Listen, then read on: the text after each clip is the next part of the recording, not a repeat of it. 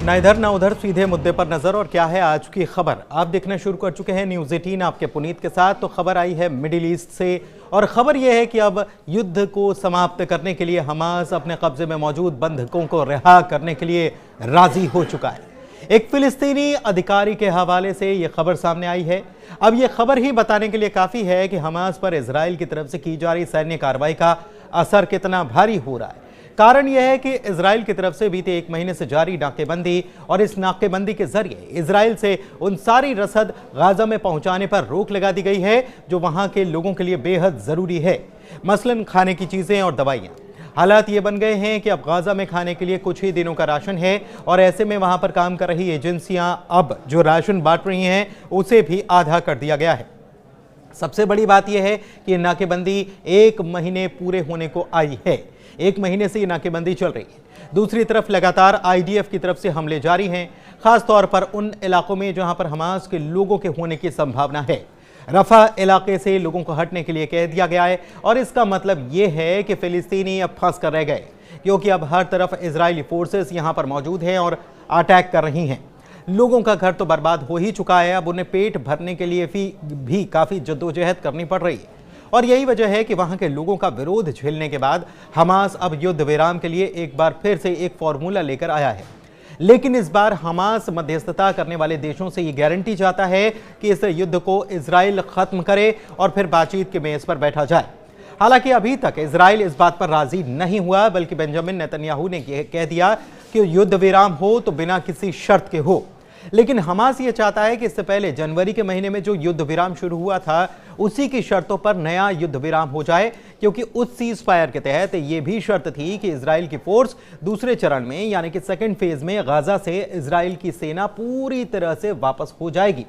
वैसे आपको ये बात मालूम है कि इजराइल ने 18 मार्च को गाजा पट्टी में फिर से सैन्य कार्रवाई शुरू की है, और तब से लेकर अब तक इस कार्रवाई के चलते 1000 लोगों की मौत हो चुकी है।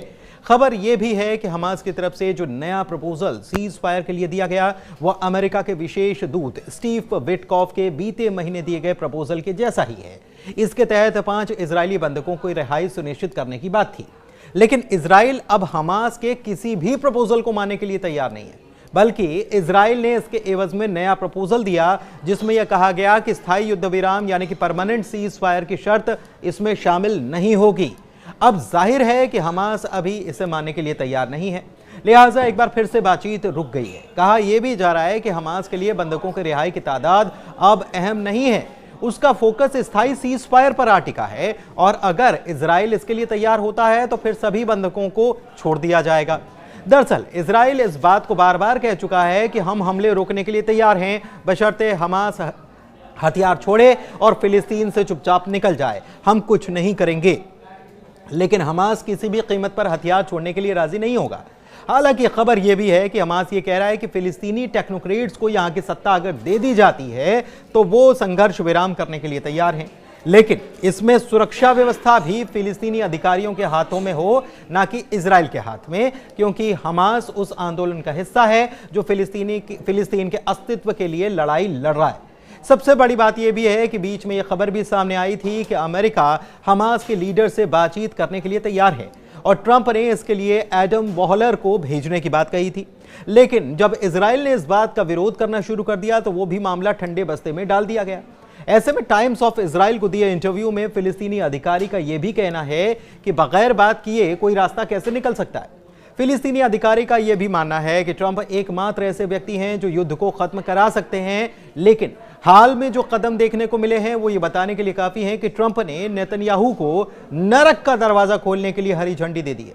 बता दें कि हमास के नेतृत्व में 7 अक्टूबर को किए गए हमले के दौरान अगवा किए गए 251 बंधकों में से 59 अब भी कैद में। इजरायली खुफिया एजेंसी के मुताबिक बचे हुए बंधकों में से 24 अब भी जिंदा हैं। आपको याद होगा कि नवंबर 2023 में एक हफ्ते का संघर्ष विराम हुआ था, जिस दौरान 100 से ज्यादा बंधकों को रिहा किया गया था, और इसी साल की शुरुआत में समझौते के पहले चरण के दौरान 33 और बंधकों को हमास ने रिहा किया था। उधर हमास की तरफ से चलने वाले गाजा के स्वास्थ्य मंत्रालय के मुताबिक युद्ध की शुरुआत से लेकर अब तक 50,000 से ज्यादा फिलिस्तीनियों की मौत हुई है। दूसरी तरफ 7 अक्टूबर को हुए हमले के दौरान लगभग 1200 इजरायली मारे गए थे, जिनमें से ज्यादातर नागरिक थे, और इसी हमले के बाद युद्ध की शुरुआत हो गई थी। धन्यवाद।